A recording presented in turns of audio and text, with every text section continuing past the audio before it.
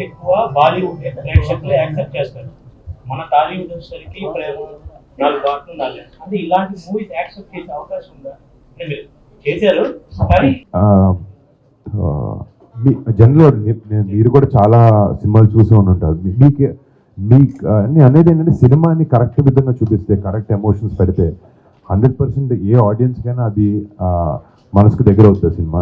But అంటే ఏ cinema అయినా అండి, ఏ నేపథ్యం అయినా తీసుకొని, ఏ బ్యాక్డ్రాప్ అయినా తీసుకొని, ఎమోషన్ స్ట్రాంగ్గా ఉంటే అది ఏ లాంగ్వేజ్ అయినా, మీకు రేపు పొద్దున ఒక హిందీ సినిమా చూపించాము, మీకు హిందీలో అన్ని పదాలు అర్థమైనా అర్థం కాకపోయినా, ఒక మలయాళం సినిమా చూసినప్పుడైనా ఎమోషన్ కంటెంట్ బాగుంటే మీకు డెఫినెట్గా మీరు మిమ్మల్ని ఆకట్టుకుంటుంది. ఈ సినిమా ఇంతకుముందు ఎందుకు ఎవరు ట్రై చేయలేదో నాకు తెలీదు. బట్ ఒక యాక్టర్గా నాకు మంచి కంటెంట్ రావాలి, వస్తే జనాలు ఆదరిస్తారనే ఒక ధైర్యం, కాన్ఫిడెన్స్ నాకు ఎప్పుడు ఉంది. ఎందుకంటే ఇప్పుడు 2015లో కంచె లాంటి సినిమా నిజంగా ఒక ఎక్స్పెరిమెంటల్ ఫిల్మ్ ఆ టైంలో. అలాంటి స్క్రీన్ ప్లే కానీ, అలాంటి క్యారెక్టరైజేషన్స్ కానీ, వెళ్ళి వార్ సినిమా కానీ అలాంటి.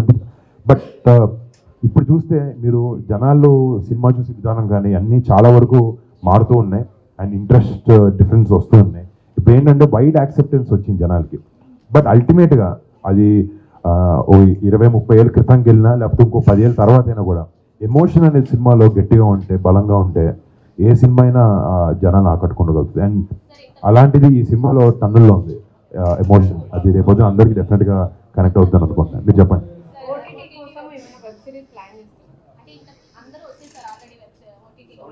అవునండి, అంటే ప్లానింగ్ అదే నాకు చెప్తాను కదండి, ఇండస్ట్రీలో లేకపోతే ప్లాన్ బట్టి ఏది జరగదు.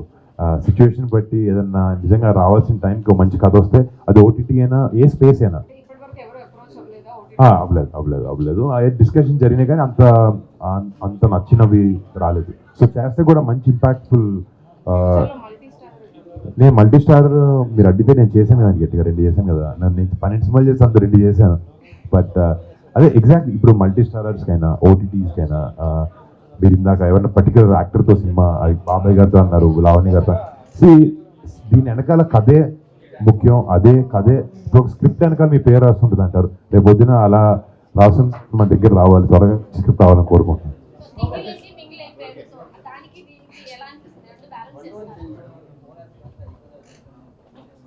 అంటే ఒక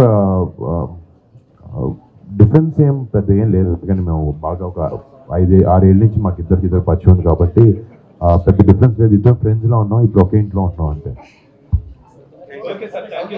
థ్యాంక్ యూ అందరికీ.